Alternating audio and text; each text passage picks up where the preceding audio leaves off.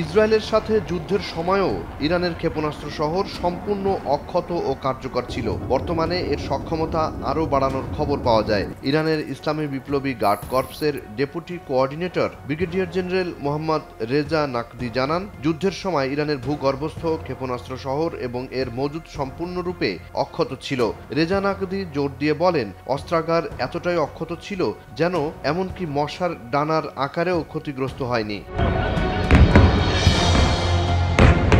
Iran Israel যুদ্ধের সময় তার দেশের সফলতা জানাতে ব্রিগেডিয়ার জেনারেল রেজা নাকদি জানান, ইরানের বিমান প্রতিরক্ষা ব্যবস্থা পুরো লড়াইয়ের সময় ১৪০টিরও বেশি শত্রু ড্রোন সফলভাবে ভূপাতিত করে। তিনি আরও জানান, যুদ্ধের প্রথম দিন থেকে শেষ দিন পর্যন্ত ক্ষেপণাস্ত্র ইউনিট উৎক্ষেপণের জন্য প্রস্তুত ছিল। ভূগর্ভস্থ অবকাঠামো যে কোনো সম্ভাব্য ক্ষতি মোকাবেলায় ছিল সুরক্ষিত।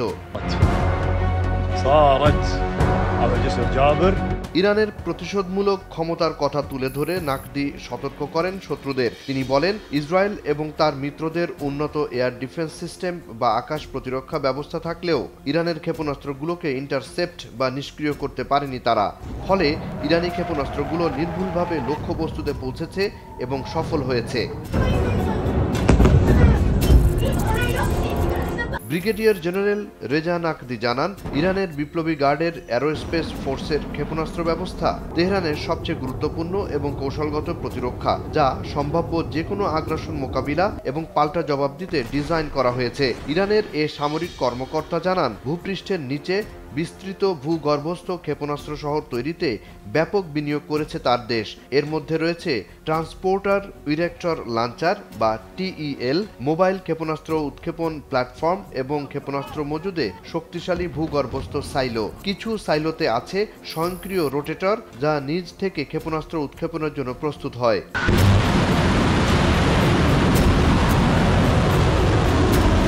সফলতার পাশাপাশি ইসরায়েলের হঠকারী এবং যুদ্ধের নিয়ম ভেঙে ইরানি কর্মকর্তাদের হত্যার নিন্দা করেন ব্রিগেডিয়ার জেনারেল রেজা নাকদি। পারমাণবিক বিজ্ঞানীদের লক্ষ্যবস্তুতে পরিণত করা এবং বেসামরিক এলাকায় পরিবার পরিজন নিয়ে থাকা অবস্থায় হত্যার কঠোর সমালোচনা করেন তিনি। নাকদি স্বীকার করেন, এ ধরনের পরিস্থিতির জন্য অপ্রস্তুত ছিলেন ইরানি নেতৃত্ব।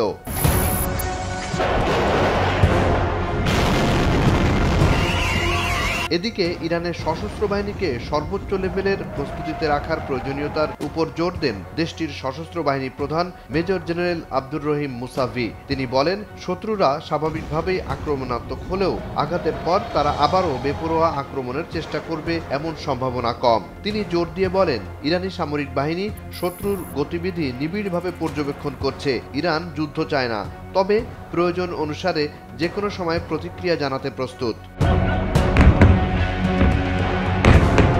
জুনায়েদ আলী সাকি, বৈশাখী সংবাদ।